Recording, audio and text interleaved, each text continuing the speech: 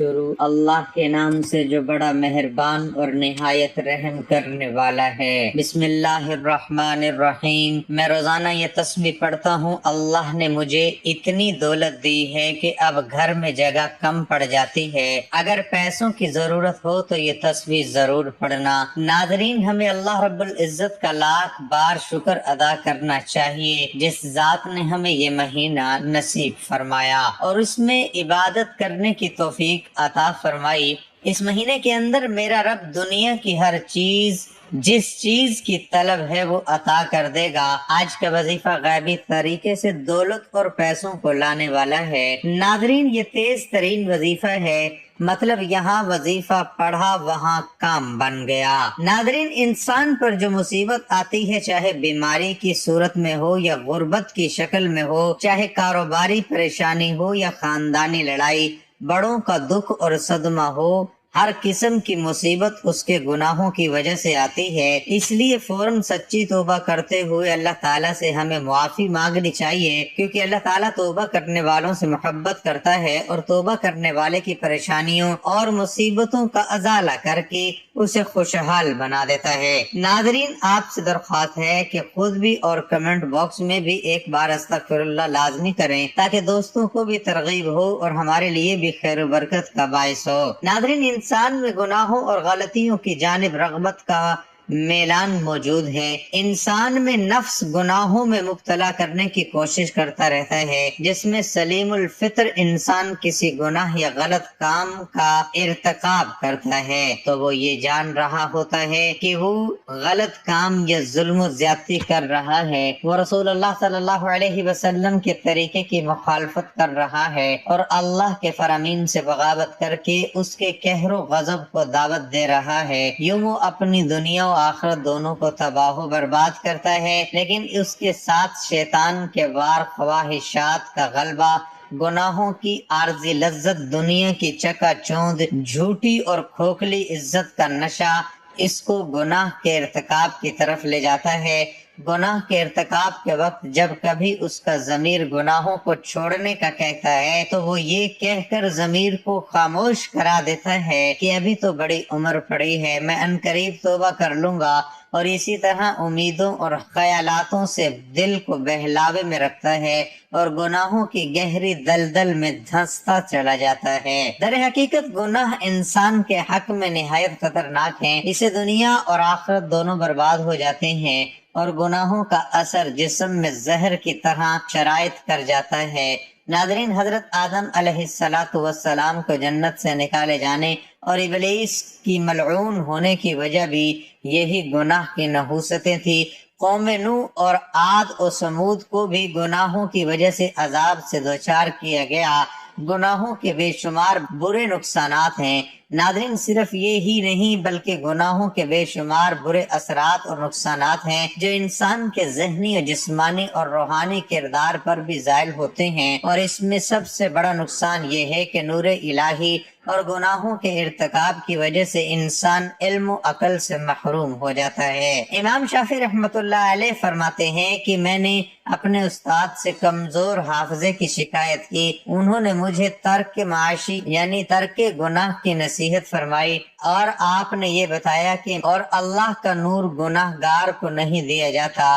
ناظرین، گناہوں کا ایک اثر یہ بھی ہوتا ہے کہ انسان کی روزی اور رزق میں تنگی آ جاتی ہے۔ یاد رکھیے کہ حصول رزق اور فراخی معاش کے لیے ترک گناہ سے بہتر کوئی چیز نہیں۔ اللہ تعالیٰ فرماتے ہیں کہ جو شخص اللہ سے ڈرتا ہے اور گناہوں سے باز آ جاتا ہے، اللہ اس کے لیے مشکلات کے نکلنے کا راستہ بھی پیدا کر دیتا ہے اور اسے ایسے رزق دے گا جہاں سے اس کا گمان بھی نہیں جاتا۔ انسان کے دل میں اللہ کی عظمت کم ہو جاتی ہے، تبھی تو انسان گناہ کرتا ہے۔ گناہ کرنے میں کوئی آر محسوس نہ کرے تو دل پر پردہ پڑ جاتا ہے اور مہر لگ جاتی ہے۔ جب انسان اللہ کو بھول جاتا ہے تو اللہ انہیں برباد کر دیتا ہے، ذلت اور رسوائی ان کا مقدر ہو جاتی ہے۔ ناظرین، اللہ بڑا بے نیاز ہے، جبکہ بندہ ہر لمحے اس کا محتاج ہے، پھر وہ اللہ کے ذکر سے کیسے غافل رہ سکتا ہے؟ اور اگر غافل رہتا ہے تو یقین کریں اپنی جان پر خود ظلم کرتا ہے، کیونکہ اللہ تو اپنے بندے پر کبھی ظلم نہیں کرتا، بلکہ لوگ اپنی جانوں پر خود ظلم کرتے ہیں۔ اس کا حال ایسا ہوتا ہے جیسے اس کے پاس تلوار تو موجود ہو مگر زنگ آلود ہو، گناہوں سے دل زنگ آلود اور مفلوج ہو جاتا ہے۔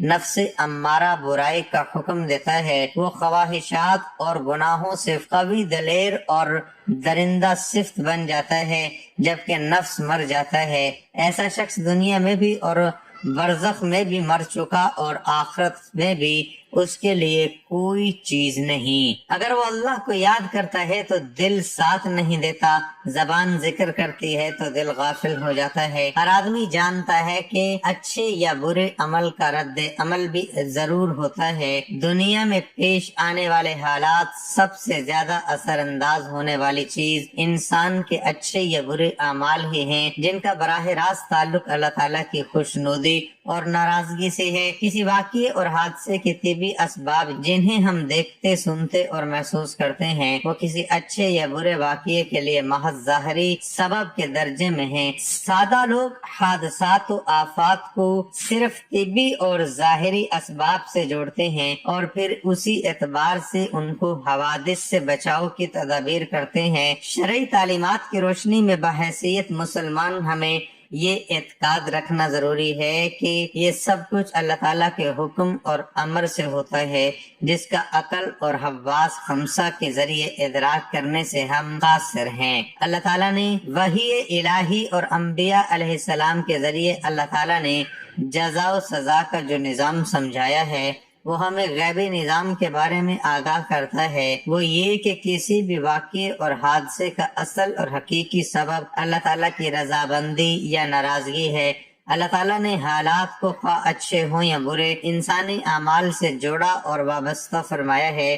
چنانچہ انسان کے نیک اور برے اعمال کی نوعیت کے اعتبار سے احوال مرتب ہوتے ہیں۔ صحت و مرض، نفع و نقصان، کامیابی اور ناکامی، خوشی اور غمی، بارش اور خشک سالی، مہنگائی، امراض، زلزلہ، طوفان، سیلاب وغیرہ۔ ناظرین، یہ سب ہماری بدعمالی کا ہی نتیجہ ہوتے ہیں۔ ان سب احوال کے ظاہری اسباب کچھ بھی ہوں مگر حقیقی اسباب ہمارے نیک اور بد اعمال ہوتے ہیں۔ ناظرین، اسی طرح کے خوفناک واقعات انفرادی ہو یا اجتماعی، دراصل اللہ تعالیٰ کی طرف سے الارم ہوتے ہیں تاکہ انسان اپنے اعمال کا محاسبہ کرے اور کوئی اس کی غفلت دل کو جنبش دینے میں کامیاب ہو جائے۔ جب بھی میں کہتا ہوں اللہ تعالیٰ میرا حال دیکھ اور حکم ہوتا ہے اپنے نامہ اعمال دیکھ، دنیا میں پیش اچھے یا برے واقعات سے حاصل ہونے والا انسانی تجربہ بھی اسی پر شاہد ہے کہ ہمارے سارے لوگ اور قوموں پر اللہ تعالیٰ کی نافرمانی کی وجہ سے دنیا میں ہی مختلف قسم کے عذاب آئے ہیں۔ مثلا کوئی مسخ کیا گیا، کوئی زمین میں دھنسایا گیا، کوئی دریا میں غرق کیا گیا، کوئی طوفان کی نظر ہوا، اور ان تباہ شدہ عوام کی بستیوں کے کھنڈرات آج بھی اس حقیقت پر مبنی ہے۔ اللہ تعالیٰ نے قرآن مجید اور حضور علیہ السلام نے احادیث مبارکہ میں اعمال کی حسب نوعیت اس بات کو جیسی کرنی ویسی بھرنے کے مختلف پہلو اور طریقوں سے بیان فرمایا ہے۔ امت کو بدعمالیوں کے برے نتائج سے آگاہ فرما کر اصلاح کا حکم دیا ہے۔ چنانچہ کچھ غلطیاں ہوتی ہیں جو رزق کم کرنے کا باعث بنتی ہیں اور وہ ان مشکلات کا شکار رہتے ہیں، تو آج ہم آپ کو ایسی چیزوں کے بارے میں بتانے والے ہیں کہ وہ کون سی عام غلطیاں ہیں جو ہمارے رزق میں مشکلات پیدا کر دیتی ہیں اور اللہ تعالیٰ ہمارا رزق تنگ کر دیتا ہے۔ آپ کو حدیث مبارکہ کی روشنی میں بتائیں گے کہ کس وجہ سے اللہ تعالیٰ انسان کا رزق کم کر دیتا ہے۔ اس کے بعد کچھ کام ضرور کرنے ہوں گے جو آپ کے لیے آسانیاں پیدا کریں گے۔ جتنے چاہیں کر سکتے ہیں، اللہ تعالیٰ کا نام لیں، اللہ تعالیٰ سے مانگتے رہیں تو بے شمار نعمت اللہ پاک آپ کو عطا فرما دے گا۔ سب سے پہلا عمل یہ کہ جوتے پہن کر یا کھڑے ہو کر یا ننگے سر کھانا کھانا رزق میں کمی کا باعث بنتا ہے۔ नाज़रीन, बहुत से लोग जूते पहनकर खाना खा रहे होते हैं, ये जल्दी जल्दी में खड़े होकर खाना खा रहे होते हैं। हम बहुत सी ऐसी खवातीन को भी देखते हैं जो नंगे सर भी खाना खा रही होती हैं। मसलन हमारे घरों की औरतें भी नंगे सर खाना खा रही होती हैं और खाना दे भी रही होती हैं, जिसकी वजह से हमारे घरों का रिज्क तंग कर दिया जाता है। नाज़रीन, दूसरी वजह यह है कि बैतुल खला में नंगे सर जाना भी हमारे रिज्क में कमी का बाइस बनता है। आम तौर पर देखा जाता है कि जब खवातीन बैतुल खला जाती हैं तो उनका सर नंगा होता है। यही नंगा सर उनके रिज्क में तंगी का बाइस बनता है। इस बात से खवातीन को गुरेज करना चाहिए, क्योंकि इससे रिज्क में तंगी पैदा हो जाती है। एक जमाना था जब मेहमानों को रहमत समझा जाता था, मगर आजकल के दौर में मेहमानों को जहमत समझा जाता है। ये आदत, ये सोच, ये खसलत भी घरों में, मुआशरे में रिज्क की तंगी का बाइस बन रही है, बल्कि बन चुकी है। तो हमें चाहिए कि मेहमान को रहमत समझें, क्योंकि मेहमान अल्लाह पाक की तरफ से रहमत लेकर आता है। बाज़ चीजें चूंकि शरीयत में हैं, तो इसमें चूंकि ऐसे मराहिल आते हैं कि हर शख्स उसका मुतमिल नहीं होता। नादरीन, ये कुछ जरूरी बातें थी जो मैंने आपसे अर्ज की है, आप इन्हें समझें और इन पर अमल करें। मोहतरम नादरीन, आज का वजीफा अल्लाह ताला के बाबरकत नामों का वजीफा है। इन नामों को पढ़ने से अल्लाह ताला खुश होता है और आपके जितने भी मसाइल हैं, बड़ी से बड़ी मुश्किल हो और बड़ी से बड़ी परेशानी हो, आपकी कोई भी हाजात हो या मुराद हो, अल्लाह ताला के इन नामों का वजीफा पढ़कर अल्लाह ताला से जो भी मांगेंगे इंशाअल्लाह अल्लाह ताला वो आपको अता कर देगा।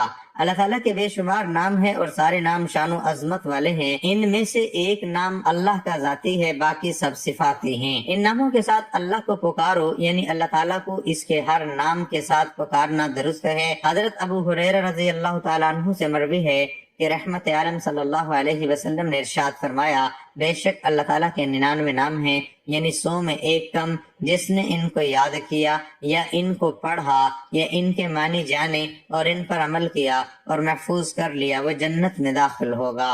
बिलाशुबा अल्लाह जल्ल जलालहू की इबादत और मार्फत का जज्बा और हौसला इंसानी फितरत और तबीयत का खासा और एक हिस्सा है।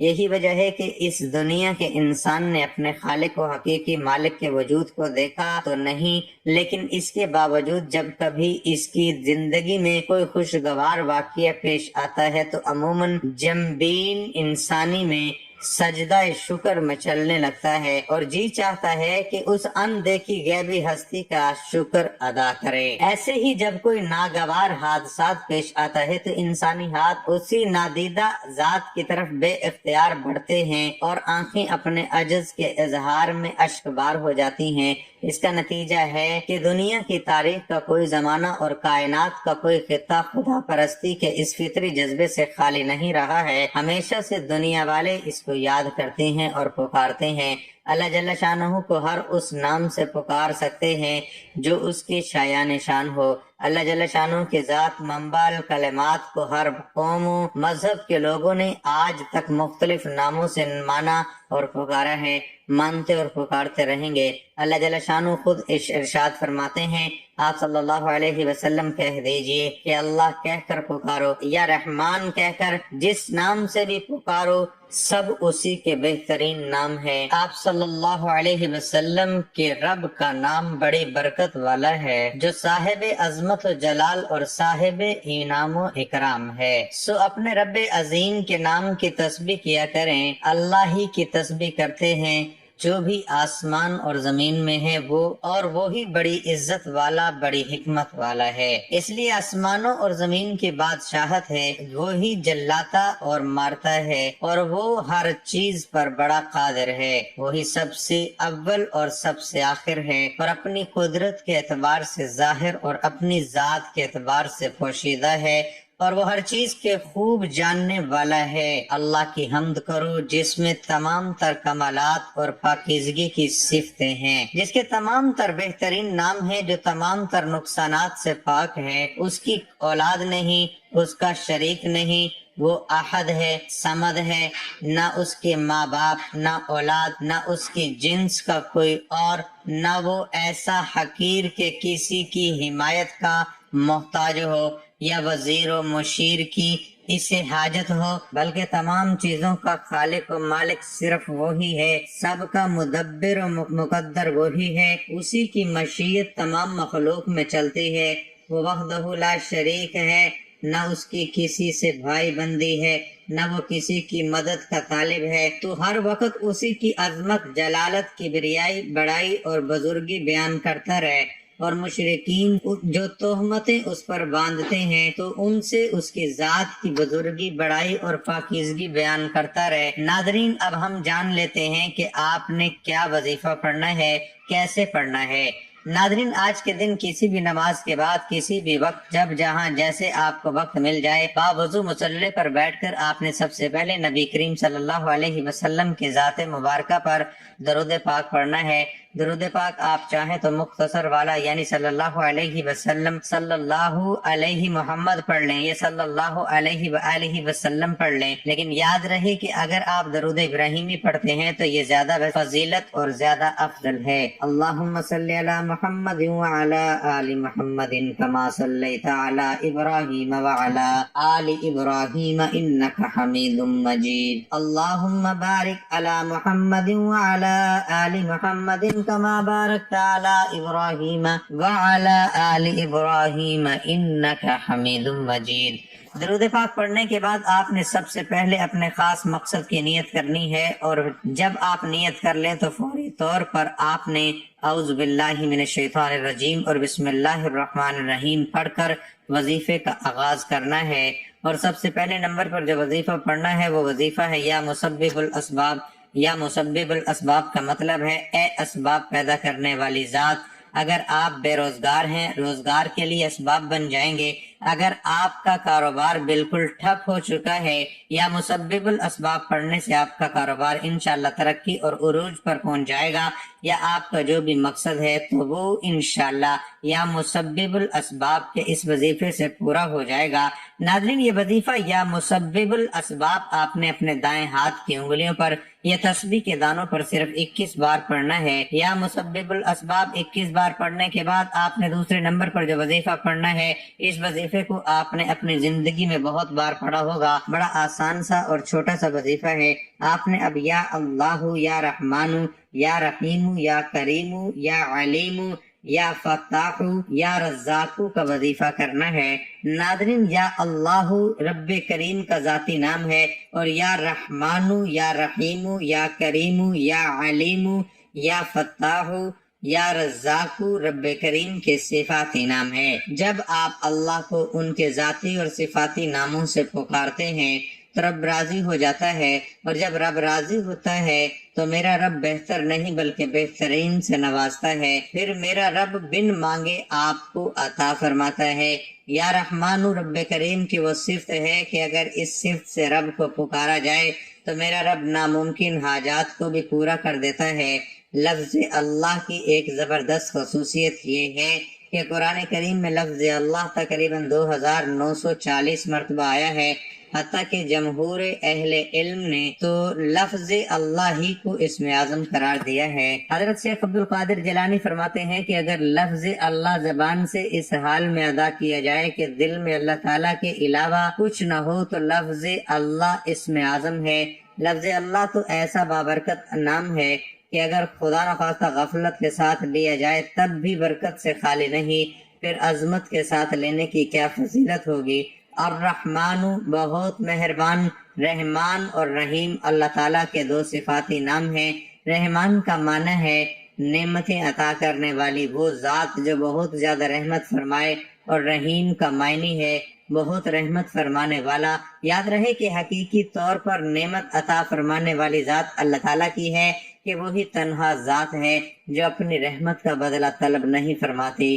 ہر چھوٹی بڑی ظاہری، باطنی، جسمانی اور روحانی، دنیاوی اخروی نعمت اللہ تعالیٰ ہی عطا فرماتا ہے، اور دنیا میں جس شخص تک جو نعمت پہنچتی ہے وہ اللہ تعالیٰ کی رحمت ہی سے ہے، کیونکہ کسی کے دل میں رحم کا جذبہ پیدا کرنا، رحم کرنے پر قدرت دینا، نعمت کو وجود میں لانا، دوسرے کا اس نعمت سے فائدہ اٹھانا اور فائدہ اٹھانے کے لیے اعضاء کی سلامتی عطا کرنا، یہ سب اللہ تعالیٰ کی طرف سے ہی ہے۔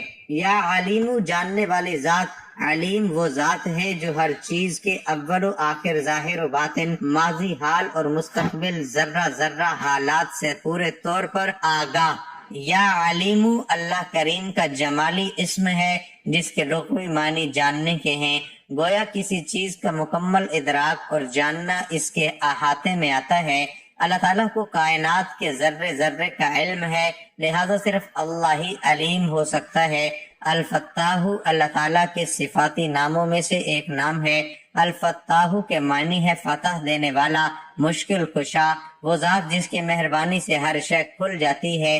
اللہ تعالیٰ نے فرمایا، ترجمہ، اے محمد صلی اللہ علیہ وسلم تو کہہ دے میرا رب ہمیں اکٹھا کر دے گا، پھر ہمارے درمیان حق کے ساتھ فیصلے کرے گا، اور وہ مشکل کشا جاننے والا ہے۔ الفتاح وہ ہے جو اپنے بندوں کے درمیان اپنی شریعت اور اپنی تقدیر کے مطابق فیصلے کرتا ہے، اور وہی ہے جس نے اپنے لطف و مہربانی سے سچ بولنے والوں کی بصیرت و بصارت کھول دی، اور اپنی معرفت اور محبت کے لیے ان کے دلوں کو کھول دیا، اور اپنے بندوں کے لیے اپنی رحمت اور انواع و اقسام کے دروازے کھول دیے، اور وہی اہل باطل کے خلاف اہل حق اور ظالم کے خلاف مظلوم کی مدد کرتا ہے، جس کی رہنمائی سے ہر مشکل حل ہو جاتی ہے۔ کبھی تو مالک کو دشمنوں سے آزاد فرماتا ہے، اور کبھی آنکھوں کے دلوں سے پردے ہٹا کر زمین و آسمان اور غیب کی کنجیاں ان کے سامنے رکھ دیتا ہے۔ رزاق اللہ کا ایک نام ہے جو اللہ کے 99 صفت صفائی میں شامل ہوتے ہیں۔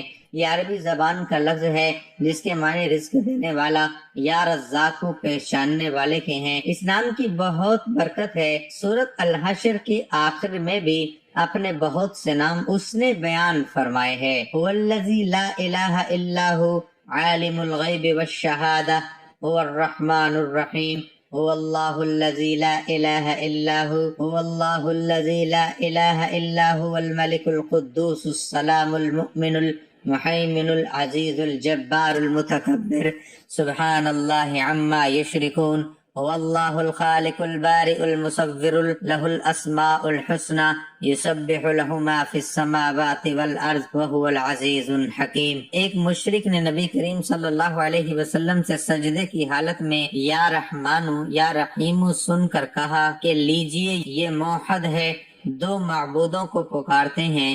اس پر یہ آیت اتری۔ ناظرین، یا مسبب الاسباب 21 بار پڑھنے کے بعد یا اللہ یا رحمان یا رحیم یا کریم یا علیم یا فتاح یا رزاق کا یہ وظیفہ آپ نے 100 بار پڑھنا ہے، یعنی ایک تسبیح پڑھنی ہے۔ یہ تسبیح پڑھ کر اللہ سے مانگ کر دیکھیے وہ ادھورے کام جو آج تک پورے نہیں ہو سکے، جن کو انسانی عقل کہتی ہے کہ یہ ناممکن ہے، وہ بھی انشاءاللہ آج پورے ہو جائیں گے۔ ناظرین، اور آخری نمبر پر قرآن پاک کی ایک سورت پڑھنی ہے۔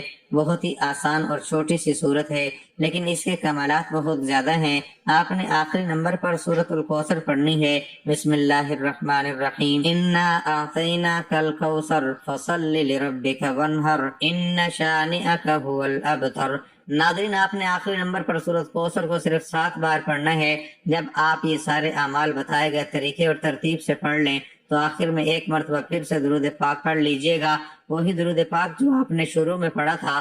اب آپ کا عمل مکمل ہو گیا۔ ناظرین، یہ وظیفہ بتائے گئے طریقے اور ترتیب سے پڑھنے کے بعد آپ نے اللہ رب العزت کی بارگاہ الہی میں دعا کرنی ہے، اللہ سے براہ راست التجا کرنی ہے، کوئی واسطہ ڈھونڈے بغیر اللہ سے اپنی حاجات اور اپنے مقاصد کو پورا کرنے کے لیے دعا کرنی ہے۔ اللہ پاک سے دعا ہے کہ وہ آپ کی تمام حاجات کو پورا فرمائے، تمام مصیبتوں کو دور فرمائے، میرا سنانا اور آپ کا سننا اپنی بارگاہ میں قبول و منظور فرمائے، آمین یا رب العالمین۔ ناظرین، گزارش ہے کہ اللہ تعالیٰ کے 99 ناموں میں سے کوئی ایک نام لکھ کر